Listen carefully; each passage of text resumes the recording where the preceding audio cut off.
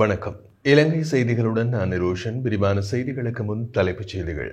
BIMSTEC மாநாட்டில் கலந்து கொண்டுள்ள இலங்கையின் பிரதமர் கலாநிதி ஹரணி அமரசூரிய உள்ளூராட்சி மன்ற தேர்தலுக்காக நிராகரிக்கப்பட்ட 37 வேட்புமனுக்களை மீண்டும் ஏற்றுக்கொள்ளுமாறு சம்பந்தப்பட்ட தேர்தல் அதிகாரிகளுக்கு மேன்முறையீட்டு நீதிமன்றம் உத்தரவு. இந்திய பிரதமர் நரேந்திர மோடிக்கு எதிராக சுவரொட்டிகள் ஒட்டிய 2 இளைஞர்களிடமிருந்து பல சுவரொட்டிகள் போலீசாரால் கைப்பற்றப்பட்டுள்ளதாக செய்திகள். யோசித்த ராஜபக்ச மற்றும் அவரது பாட்டி டெய்சி ஃபாரஸ்ட் என்பவர்களுக்கு குற்றப்பத்திரிகைகள் கையளிக்கப்பட்டதைத் தொடர்ந்து அவர்கள் இருவரையும் பிணையில் விடுவிக்க உத்தரவு. தொடர்பது விரிவான செய்திகள். 3 ஆண்டுகளுக்கு பிறகு நடைபெறும் பிம்ஸ்டெக் மாநாட்டில் இலங்கையின் பிரதமர் கலாநிதி ஹரணி அமரசூரிய கலந்து கொண்டுள்ளார். தாய்லாந்தின் பேங்காக் நகரில் நடைபெறும் பல்துறை தொழில்நுட்ப மற்றும் பொருளாதார ஒத்துழைப்புக்கான வங்காள விரிகுடா முன்முயற்சி அமைப்பின் 6வது உச்சி மாநாட்டில் பங்கேற்ற தலைவர்களுக்கு வழங்கப்படும் ராப்போசன விருந்தில் பிரதமர் கலாநிதி ஹரணி அமரசூரிய நேற்று வியாழக்கிழமை கலந்து கொண்டார். பிம்ஸ்டெக் 6வது உச்சி மாநாடு தாய்லாந்தின் பேங்காக் நகரில் இன்று வெள்ளிக்கிழமை ஆரம்பமாகியுள்ள நிலையில் இதில் பங்கேற்க பிரதமர் ஹரணி அமரசூரிய நேற்று பிற்பகல் 5:55 மணிக்கு தாய்லாந்தின் பேங்காக் நகரில் உள்ள ஸ்வர்ணபூமி விமான நிலையத்திற்கு வந்தடைந்தார். 3 ஆண்டுகளுக்கு பிறகு நடைபெறும் இந்த ஆண்டின் பிம்ஸ்டெக் உச்சி மாநாட்டின் கருப்பொருள் சுபீட்சம், மீளாற்றல் மற்றும் திறனற்ற தன்மை என்று வகைப்படுத்தப்பட்டுள்ளது. இந்த மாநாட்டின் முக்கிய நோக்கம் பங்களாதேஷ், பூட்டான், இந்தியா, மியான்மர், நேபாளம், இலங்கை மற்றும் தாய்லாந்து ஆகிய 7 உறுப்பினர் நாடுகளுக்கிடையே ஒத்துழைப்பை மேலும் வலுப்படுத்துவதாகும். எதிர்வரும் உள்ளூராட்சி மன்ற தேர்தலுக்காக நிராகரிக்கப்பட்ட 37 வேட்புமனுக்களை மீண்டும் ஏற்றுக்கொள்ளுமாறு சம்பந்தப்பட்ட தேர்தல் அதிகாரிகளுக்கு மேன்முறையீட்டு நீதிமன்றம் இன்று உத்தரவிட்டது. பிறப்புச் சான்றிதழின் மூலப்பிரதி, சத்திய கடிதம் மற்றும் பிறப்புச் சான்றிதழின் நகல் தொடர்பான பிரச்சினைகள் காரணமாக நிராகரிக்கப்பட்ட வேட்புமனுக்களை பற்றி மேன்முறையீட்டு நீதிமன்றம் தமது தீர்ப்பை அறிவித்தது. இந்த தீர்ப்பின் அடிப்படையில் சமாதான நீதிவான் சான்றுபடுத்தல், சத்திய கடிதம் தொடர்பான பிரச்சினைகள் போன்ற காரணங்களால் 37 வேட்புமனுக்களை நிராகரிக்கும் தேர்தல் அதிகாரிகளின் தீர்மானம் வலுவிழந்து நீதியரசன் முகமது லாஃபர் தாஹிர் இந்த அறிவிப்பினை அறிவித்திருந்தார். இதன் அடிப்படையில் அந்த நிராகரிக்கப்பட்ட வேட்புமனுக்களை மீண்டும் ஏற்றுக்கொள்ளுமாறு தேர்தல் அதிகாரிகளுக்கு மேன்முறையீட்டு நீதிமன்றம் உத்தரவு பிறப்பித்துள்ளது. அத்துடன் அங்கீகரிக்கப்பட்ட அரசியல் கட்சிகள் மற்றும் சுயேட்சை குழுக்களின் சார்பில் தாக்கல் செய்யப்பட்ட நீதி பேராணை மனுக்கள் மேன்முறையீட்டு நீதிமன்றம் பதில் தலைவர் முகமது லாஃபர் தாகீர் மற்றும் நீதியரசர் KP பெர்னாண்டோ ஆகியோரின் முன்னிலையில் இன்று மீண்டும் விசாரணைக்கு எடுத்துக் கொள்ளப்பட்ட போதே இந்த உத்தரவு பிறப்பிக்கப்பட்டிருந்தது. எனினும் பிறப்புச் சான்றிதழ் நகல் பிரதிகளை சமர்ப்பித்ததற்காக நிராகரிக்கப்பட்ட வேட்புமனுக்களை மீண்டும் ஏற்றுக்கொள்ளுமாறு கூறிய 3 மனுக்களை மேன்முறையீட்டு நீதிமன்றம் நிராகரித்துள்ளது. உள்ளூராட்சி தேர்தல் சட்டம் மற்றும் செலவு ஒழுங்குமுறை சட்டம் குறித்த விழிப்புணர்வை உயர்த்தும் நோக்கில் தேர்தல் ஆணைக்குழு போலீஸ் அதிகாரிகளுக்கான பயிற்சி நடவடிக்கைகளை மேற்கொண்டு வருகிறது. இந்த நோக்கத்தின் கீழ் ரத்னபுரி மாவட்டத்தை மையமாக கொண்டு மேலும் ஒரு கட்ட பயிற்சி நிகழ்வு இன்று நடாத்தப்பட்டது.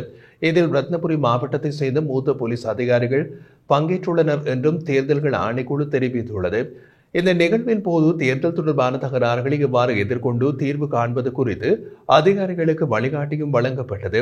இவ்வாறான பயிற்சிகள் ஏற்கனவே பதுளை, நுரலியா மற்றும் கண்டி மாவட்டங்களில் நடத்தப்பட்டுள்ளதுடன் இந்த திட்டம் நாட்டின் அனைத்து மாவட்டங்களையும் உள்ளடக்கும் வகையில் விரிவடையவும் திட்டமிடப்பட்டுள்ளது. இதனோடு தற்போது நடைபெறும் உள்ளூராட்சி தேர்தல்களையொட்டி தேர்தல் விதிமீறல்கள் மற்றும் வன்முறை செயல்கள் தொடர்பாக நாட்டின் பல பகுதிகளில் போலீஸ் நிலையங்களில் முறைப்பாடுகள் பதிவாகி வருகின்றன. அண்மையில் வெளியிடப்பட்ட போலீஸ் அறிக்கையின்படி நேற்று மட்டும் தேர்தல் விதிமீறல்களை சார்ந்து 5 முறைப்பாடுகள் பதிவு செய்யப்பட்டுள்ளன. முன்னாள் அமைச்சர் பந்துல குணவர்தன ரணில் விக்ரமசிங்க தலைமையிலான அரசாங்கம் உருவாக்கி ஊழல் எதிர்ப்பு திட்டத்தை முன்னேற்றுவதற்கும் நாட்டில் உள்ள ஊழலை ஒழிக்க மேற்கொள்ளப்படும் அனைத்து நடவடிக்கைகளுக்கும் நாங்கள் முழுமையான ஒத்துழைப்பை வழங்க தயாராக உள்ளோம் என்று தெரிவித்துள்ளார். கொழும்பில் முன்னாள் ஜனாதிபதி ரணில் விக்ரமசிங்கவின் காரியாலயத்தில் நடைபெற்ற செய்தியாளர் சந்திப்பில் கலந்து கொண்ட போது அவர் இந்த கருத்தினை வெளியிட்டுள்ளார். 2028ஆம் ஆண்டுக்குள் இலங்கையின் வறுமையற்ற, கடனற்ற, வளர்ச்சி பெற்ற நாடாக மாற வேண்டும். தனிநபர் வருமானம் வருடத்துக்கு $20,000 தாண்ட வேண்டும் என்ற நோக்கத்தில் நாடாளுமன்றத்தில் 5 முக்கியமான சட்ட மூலங்கள் ஏற்கனவே நிறைவேற்றப்பட்டுள்ளன என்றும் அவர் தெரிவித்தார். இதேவேளை ரணில் விக்ரமசிங்க அமைச்சரவைக்கு சமர்ப்பித்த ஊழல் எதிர்ப்பு சட்டம் மூலம் தேசிய ஊழல் எதிர்ப்பு செயல்பாட்டு திட்டத்துடன் இணைந்து தயாரிக்கப்பட்டு அமைச்சரவை அனுமதி பெற்றிருந்தது. இதில் பல்வேறு செயற்கூறுகள் மற்றும் நடைமுறைகள் அடங்கியிருந்தன. இந்த திட்டம் சர்வதேச நாணய நிதியின் ஆதரவுடன் ஆசியாவில் முதன்முறையாக உருவாக்கப்பட்ட தேசிய ஊழல் எதிர்ப்பு திட்டமாகும். இந்த திட்டத்தின் கீழ் இலங்கை அரசாங்கம் IMF உடன் இணைந்து செயல்பட்டு வருகிறது. IMF தொடர்ந்து திட்ட முன்னேற்றங்களை மீளாய்வு செய்து வருகிறது என்றும் அவர் கூறினார். இந்த நிலையில் ஜனாதிபதி தேர்தல் முடிந்து 6 மாதங்கள் கடந்துள்ள நிலையில் இந்த முக்கியமான சட்டங்களை நடைமுறைக்கு கொண்டு வந்த அரசாங்கத்திற்கு நாங்கள் நன்றியுடன் இருக்கிறோம் என்றும், இதேபோன்று நடவடிக்கைகள் விரைவாக மேற்கொள்ளப்படாவிட்டால் 5 தவணை கடனை பெற முடியாமல் போகும் என்றும் அபாயம் உள்ளது என்றும் அவர் எச்சரிக்கை விடுத்திருந்தார். பிலியந்தல போலீஸ் பிரிவில் இந்திய பிரதமர் நரேந்திர மோடிக்கு எதிராக சுவரொட்டிகள் ஒட்டிய 2 இளைஞர்களிடமிருந்து பல சுவரொட்டிகள் போலீசாரால் கைப்பற்றப்பட்டுள்ளதாக செய்திகள் தெரிவிக்கின்றன. இந்திய பிரதமர் நரேந்திர மோடியின் வருகைக்கும் இலங்கைக்கும் இந்தியாவுக்கும் இடையில் கையெழுத்தாகும் ஒப்பந்தங்களுக்கும் எதிர்ப்பு தெரிவிக்கும் நோக்கில் இந்த சுவரொட்டிகள் ஒட்டப்பட்டதாக தெரிவிக்கப்படுகின்றது. இதனிடையே குறித்த இளைஞர்களை கைது செய்யாத நிலையில் அனைத்து சுவரொட்டிகளும் போலீசாரின் காவலில் எடுக்கப்பட்டதாக போலீசார் தெரிவித்துள்ளனர். மேலும் ஏற்கனவே ஒட்டப்பட்டிருந்த அனைத்து சுவரொட்டிகளையும் அகற்றுவதற்கும் போலீசார் நடவடிக்கைகளை எடுத்துள்ளனர். இந்திய பிரதமர் நரேந்திர மோடி இன்று மாலை இலங்கைக்கு 3 நாள் உத்தியோகபூர்வ விஜயத்தை மேற்கொண்டு வருகை தந்திருந்தமை குறிப்பிடத்தக்கது. முன்னாள் ஜனாதிபதி மஹிந்த ராஜபக்சவின் மகன் ஜோசித ராஜபக்ச மற்றும் அவரது பாட்டி டெய்சி ஃபாரஸ்ட் விக்ரமசிங்க என்பவர்களுக்கு குற்றப்பத்திரிகைகள் கையளிக்கப்பட்டதை தொடர்ந்து கொழும்பு மேல் நீதிமன்றம் அவர்கள் இருவரையும் பிணையில் விடுவிக்க உத்தரவிட்டது.